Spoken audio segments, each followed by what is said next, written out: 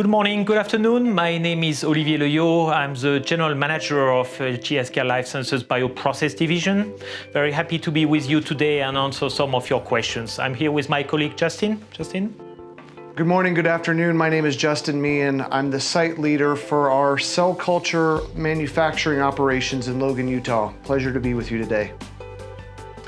So we are in a very fast-moving environment, and I just would pick up four main market trends that we are really experiencing right now. The first one is there is a huge molecular diversity coming from our customers.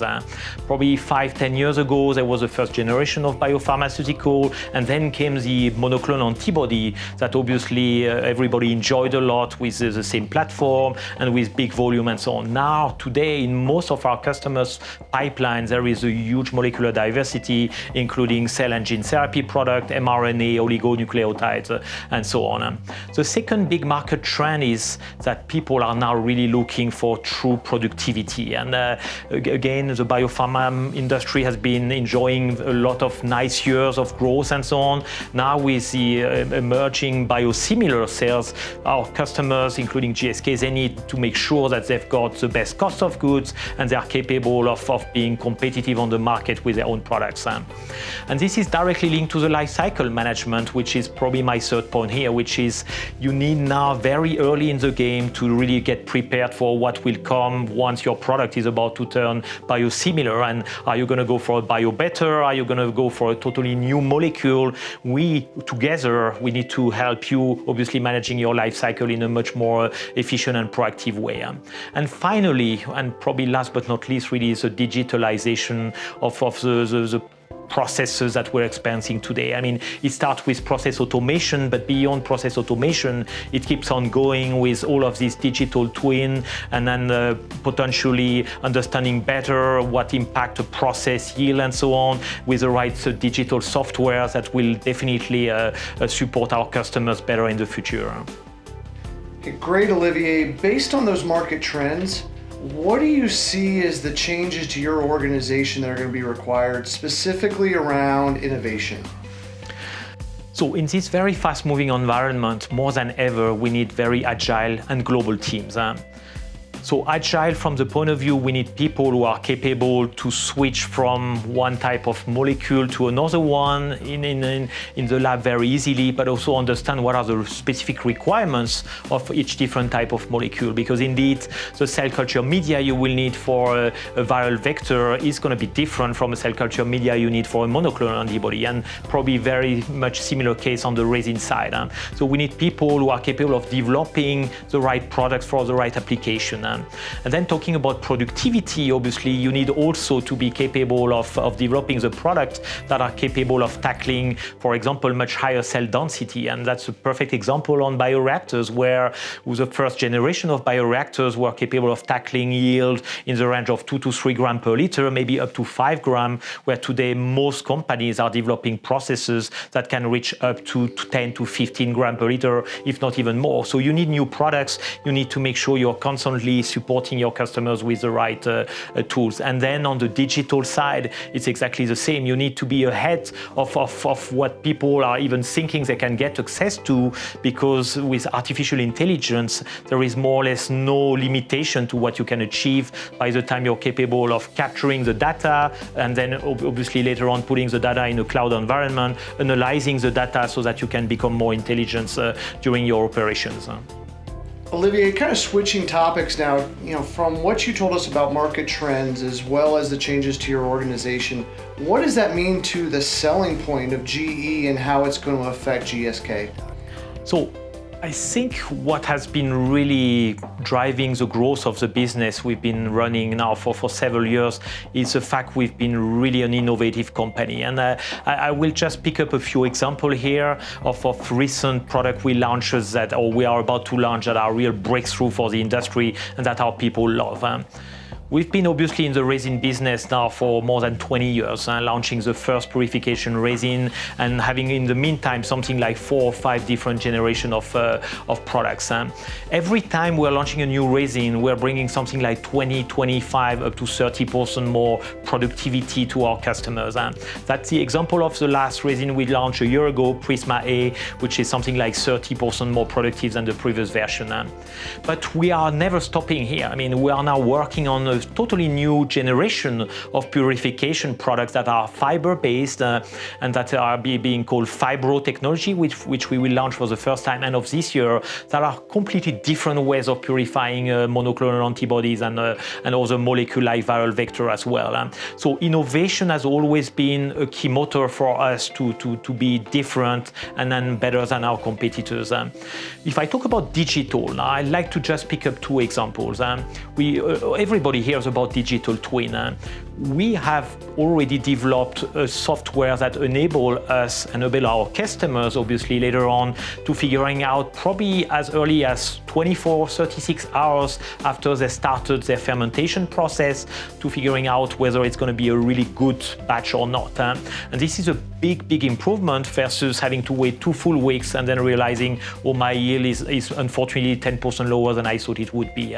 So the digital twin software is one good example on the digital side. Another software that we're working on, and we announced a collaboration with Amgen a few weeks ago, is on understanding better how the raw material we're using in manufacturing of our cell culture media products can potentially influence the yield of our customers when they manufacture their own biopharmaceutical drug. So it's all about, first of all, collecting data from the batches we manufacture ourselves in Logan for our cell culture media products, but also connecting the dots with the batches our customers are manufacturing for their own biopharmaceutical drug, and understanding after we've collected this data and put the right artificial intelligence motor behind what does influence the yield of our customers. And it can be as much as a small metallic trace in a cell culture media business that could impact 10% of the yield of our customers. Another way we are trying to be very unique as well is by offering new business models. I mean, I am personally a strong believer that the model where a supplier is supplying a customers with certain number of liters of cell culture media or resin or numbers of bags and so on will not continue for a long period of time. I think we have to become the extension of our customers, and extension means being capable of moving to new business model where instead of charging our customers with a price per liter of resin or a number of bags, we are probably going to be incentivized and being charged on the output our customers have in their own plant. So, for example, once GSK manufactures its new vaccine for whatever application, that we would get an invoice paid on the output that GSK has on that particular vaccine manufacturing batch. So that's definitely something we are pushing and ahead on that side. Last but not least, we are a strong believer as well that services like CDMO services combined with the right product offering is going to be a big differentiator as well, because we want to offer optionality to our customers.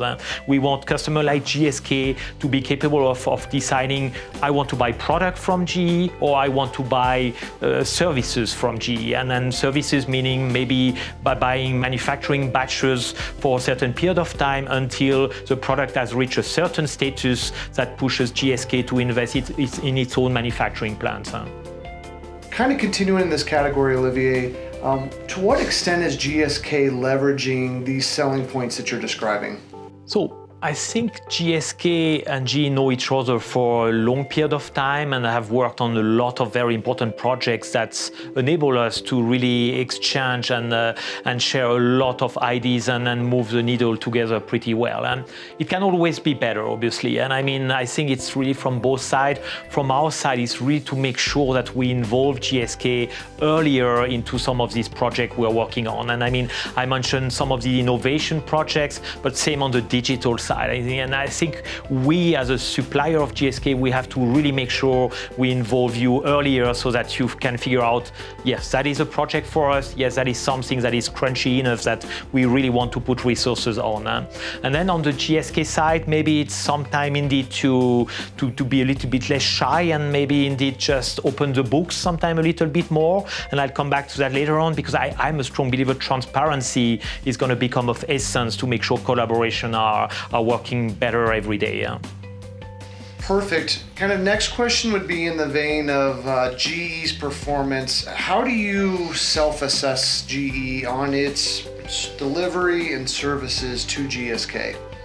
So another really great question. I mean, we talked about 4 different areas where we are potentially supplying GSK today. So quickly back, cell culture media, bioreactors, single-use consumable, and purification resins.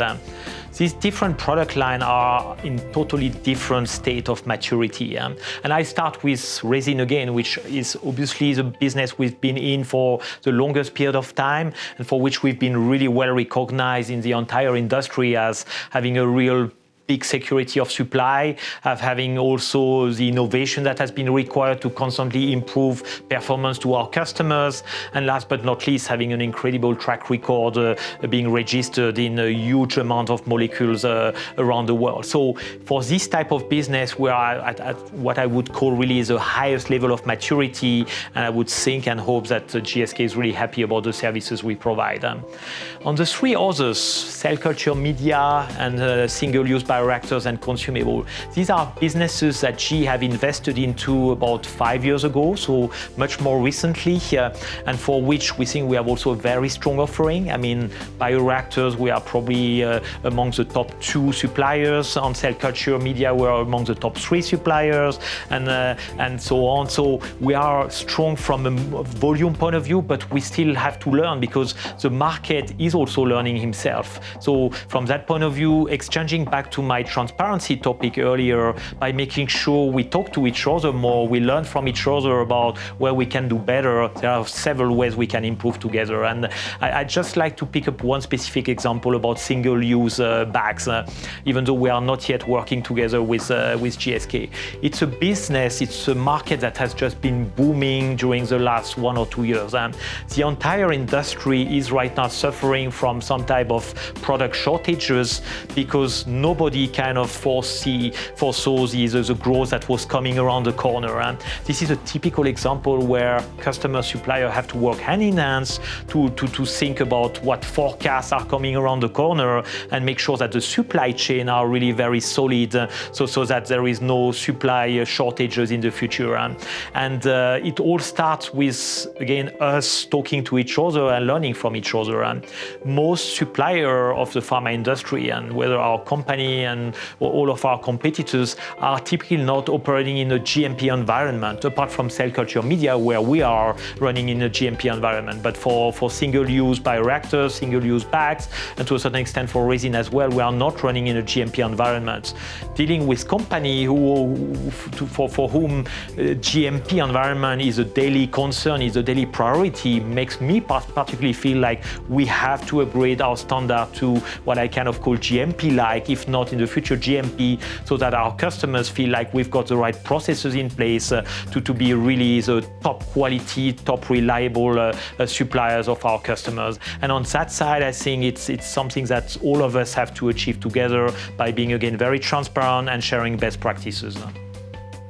Continuing with this, what do you do personally to keep your organization performing at those optimal levels that you described? I'm a strong believer of diversity and globality, and I'll just explain that in a minute. But diversity for me means you need to have really a lot of different people with different skills, and I'm not talking about scientific skills only. I'm talking also about the soft skills, the behavioral skills, and I will link it directly to the fact we're in a very global environment. I mean, we are today dealing with a China market that is growing so fast that there is no way we're going to be successful in China if we don't have a strong local team capable of understanding the customer needs specifically in China. And I just pick up China because I think we've been particularly successful on that market thanks to the fact we had a lot of people on the ground a long time ago, but also we've made all of the connections needed to make sure we can help our customers being successful on that market as well. So diversity and having a team that is as global as possible. And then the second really stuff that comes to my mind is you need to have a culture of winning, a culture of always improving. And if there is one thing we are always making sure we are not falling into is to just be satisfied with what we are achieving, because we can always do better. And there is one word that we are really banning, which is complacency, because the day you become complacent, there is no way you're going to be able to support your customers better. And that's true from an innovation point of view, but that's also true from a quality and operational excellence point of view. I mean, you can always do better. You can always challenge your teams to take advantage of what the neighbor has done. And back to the global sites, I mean, I love to have sites all around the globe, because some of our sites in Asia might be running differently than some of our sites in Europe and US for one or two specific areas that we can learn from, and vice versa. So I think never be complacent, always try to improve.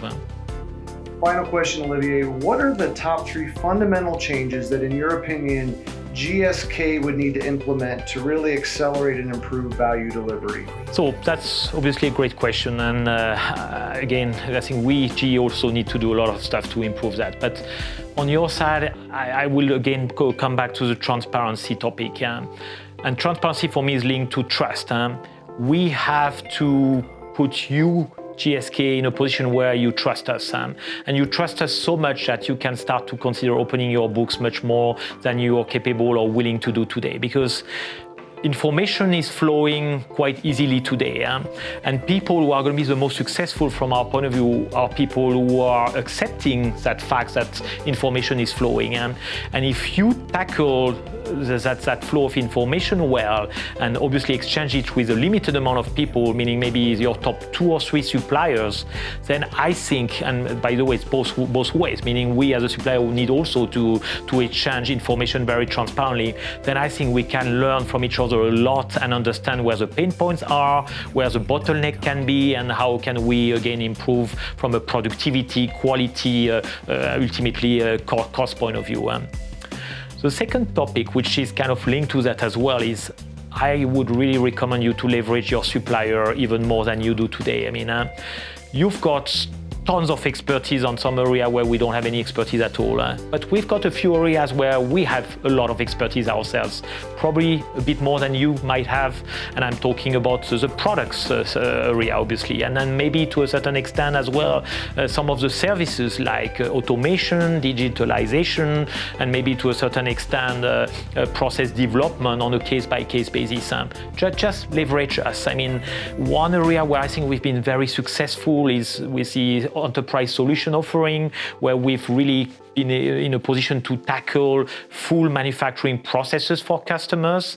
And we have now something like 65 Flex Factory 4Q bios installed around the world. And this is happening when customers really leverage our capabilities and kind of trust us to be capable of delivering something that's going to be reaching a particular stringent target from a cost or from a productivity point of view. Last but not least, and I know this is always a difficult topic when we talk with the pharmaceutical industry, is challenge the status quo. I mean, we obviously understand very well that the pharma industry is so regulated that there are many things that are difficult to change, that are very difficult to challenge and so on. I'm personally thinking that this industry will go through a lot of changes in the next 5 to 10 years because of the competition we talked about earlier from biosimilars, but also because of the digitalization and because of this huge diversity of molecules. And this will require pharmaceutical companies to consider changing their business model. And back to us being willing to do that with you, GSK. I mean, yes, let's talk about how can we work differently than we've been working together during the last 20 years, and let's try to move that to a totally different relationship in the future. Hey, Olivier, thanks for taking a few minutes of your time today to answer some of these questions, connect us with GSK. Any final words on your point? Well, I think it's going to be a very simple final word. I mean, we love working with GSK. I mean, I think we've had a lot of success story together. I feel like we've got plenty more opportunities to go to the next level together, and we are extremely motivated on our side. You can be absolutely sure that we've got all of our management team aligned, as well as our team behind to just make it happening with you. So thanks for that opportunity to share a few ideas with you today, and I would be very happy, delighted to talk to you live at whatever occasion you want. Thank you very much.